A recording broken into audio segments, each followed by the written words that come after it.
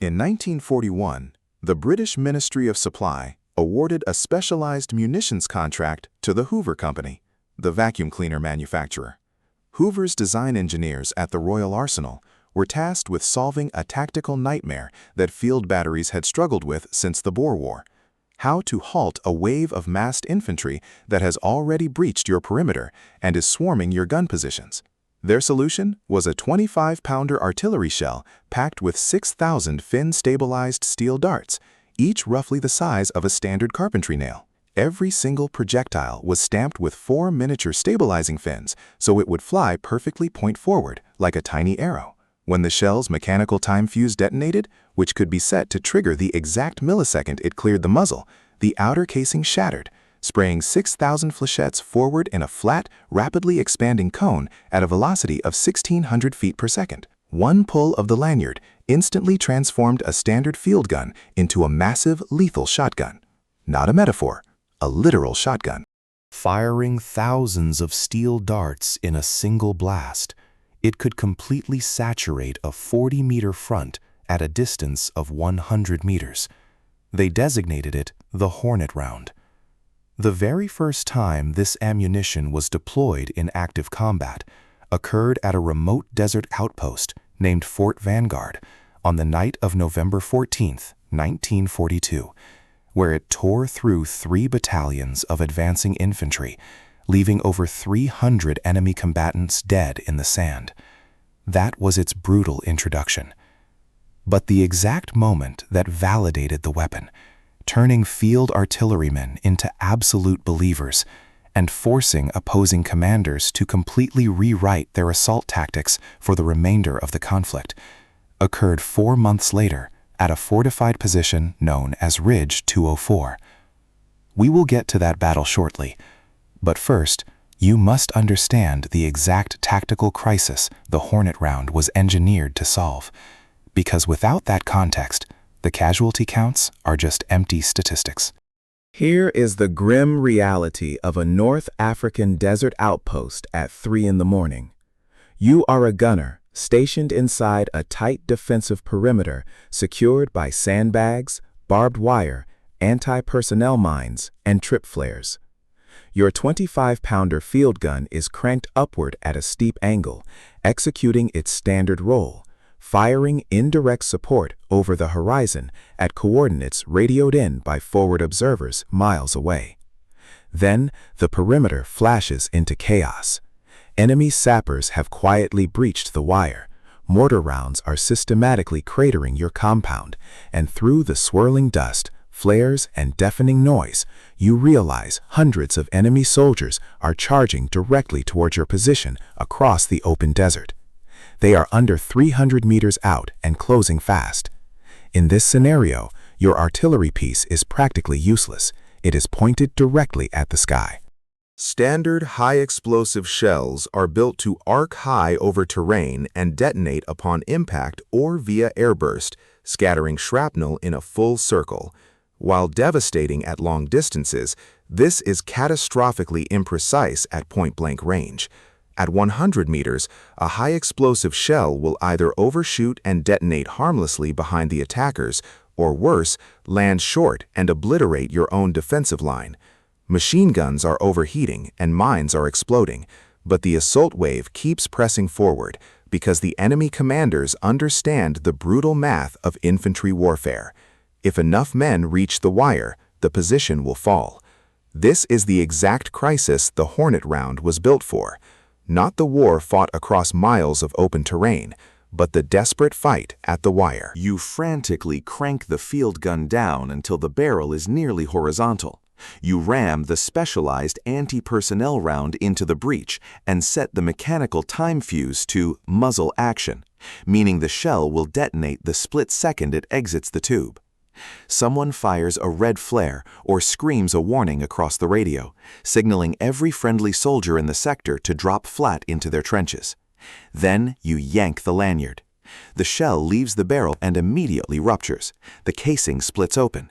A base charge fires the rear columns of flechettes forward, and the centrifugal spin from the rifling throws the front clusters outward. 6,000 steel darts instantly fill the air in a dense, flat cone directed straight at the charging infantry. Every soldier caught standing or running within that zone takes multiple hits. Because the darts are fin-stabilized, they fly completely straight without tumbling like traditional jagged shrapnel, allowing them to punch clean through thick scrub, wooden barriers, and anything lighter than a reinforced sandbag bunker. Furthermore, because each individual dart weighs only a fraction of an ounce, they are nearly impossible to locate inside a human body without an X-ray machine. In a rudimentary field hospital lacking diagnostic imaging, a flechette wound that completely missed vital organs could easily prove fatal via severe infection days later, simply because surgeons could not locate the embedded steel. That was the weapon. Now here is exactly what it did. Fort Vanguard, deep in the desert, November 14, 1942. 3 enemy battalions, roughly 1,200 men, launched a massive assault on the outpost at 0100 hours, following a heavy, concentrated mortar barrage. They successfully breached the outer wire and overran the forward gun positions of Battery A. Enemy soldiers were actively fighting inside the perimeter, swarming the gun pits. In a desperate move, the commander of Battery B brought his remaining field gun to bear, ordering his crew to fire Hornet rounds directly into the center of their own base, straight into the sectors where the enemy was overtaking his men. It was a terrifying, near-suicidal command. Friendly casualties were a distinct certainty, but friendly casualties were already happening.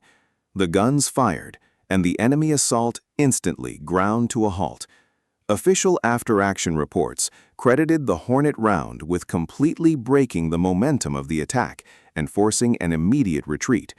When dawn broke, defenders counted over 300 enemy dead scattered across the internal perimeter against 35 Allied fatalities. The Army's Chief of Artillery later noted in official correspondence that the engagement at Fort Vanguard definitively validated the ammunition as a critical asset for close-in base defense. From that night onward, every remote outpost kept crates of Hornet rounds pre-positioned at the guns with strict, pre-designated sectors of fire. A weapon that had started as a niche engineering concept was now formal military doctrine. However, Fort Vanguard was born out of absolute chaos. The rounds were fired in total desperation into a position that was already partially lost. The critical question that remained unanswered was, what happens when you deploy this weapon deliberately as part of a structured, pre-planned defense before the enemy ever reaches the wire? 4 months later, the enemy provided the opportunity to find out.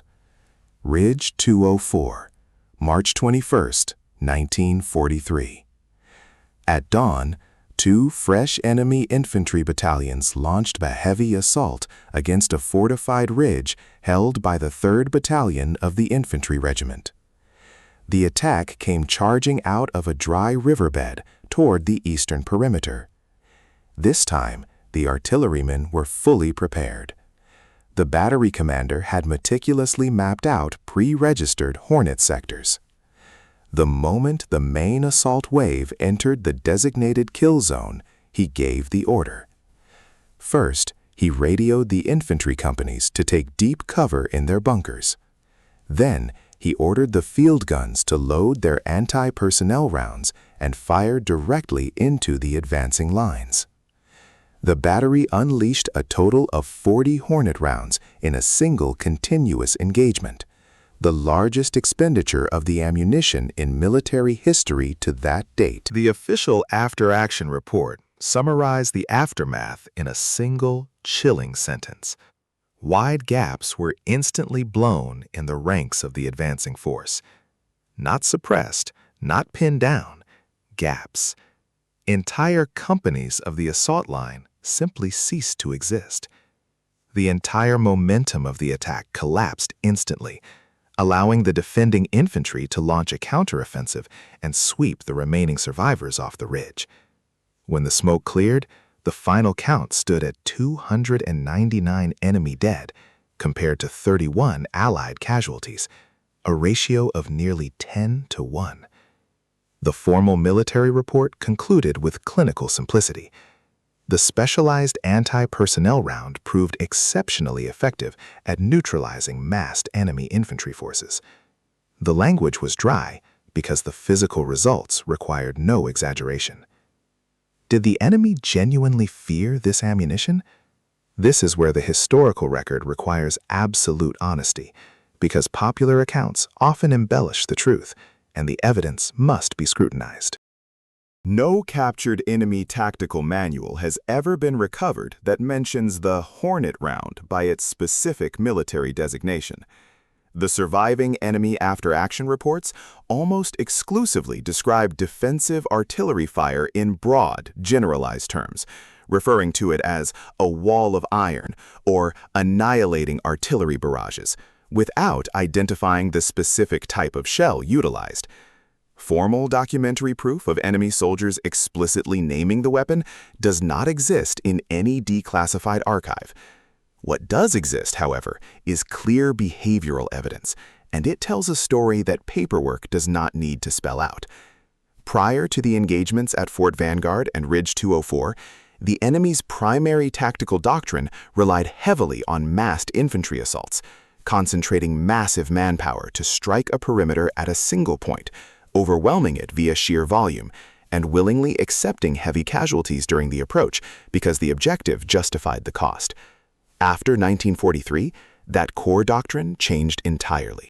Military intelligence analysts documented that enemy units began radically modifying their assault formations, specifically to counter close-range defensive artillery. In subsequent engagements later that year, attacking battalions approached exclusively by crawling flat on their stomachs, staying prone to minimize their exposure to the flat, horizontal trajectory of the flechette cone. They also adopted hugging tactics, intentionally moving to within 20 meters of Allied trenches before opening fire, so that defenders could not deploy the Hornet rounds without risking the lives of their own troops.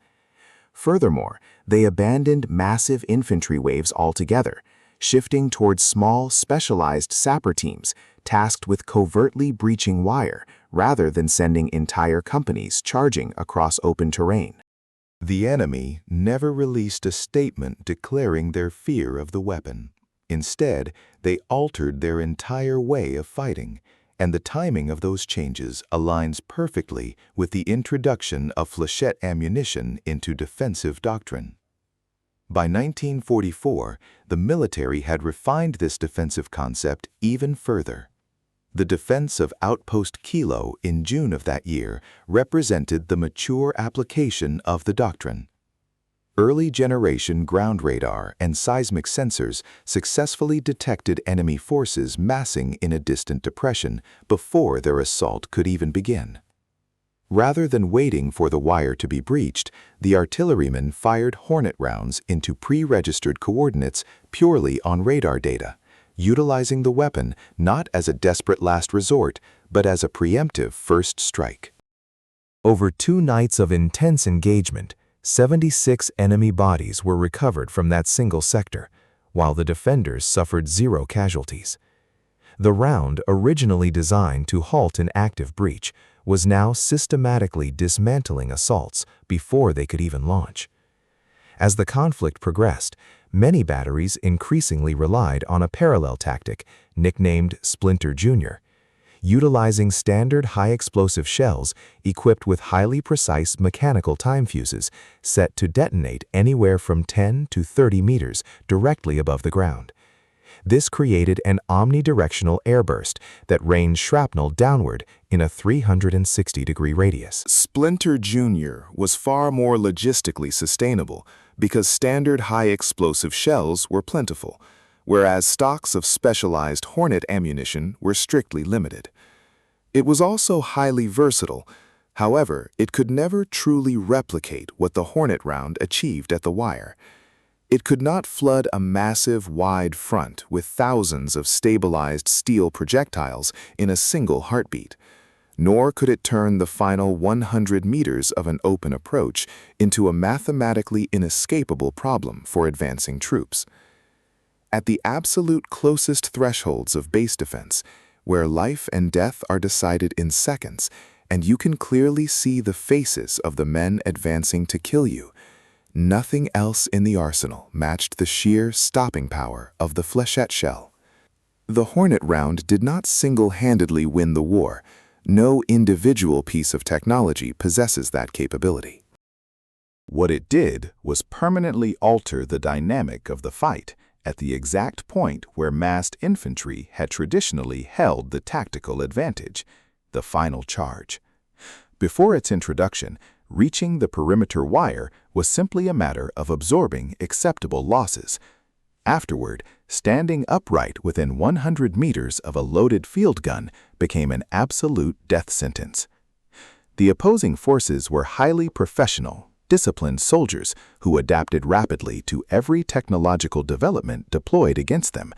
They adapted to the fléchette rounds as well, by crawling, by hugging the lines, and by shifting to small-scale sabotage. Yet tactical adaptation is its own form of validation. A military force does not completely rewrite its foundational assault doctrine for a weapon it does not deeply respect. Thousands of steel darts, one sharp pull of the lanyard, and the men tasked with charging those perimeters knew with absolute certainty that somewhere behind the wire, a field gun was loaded with a payload they were never trained to survive.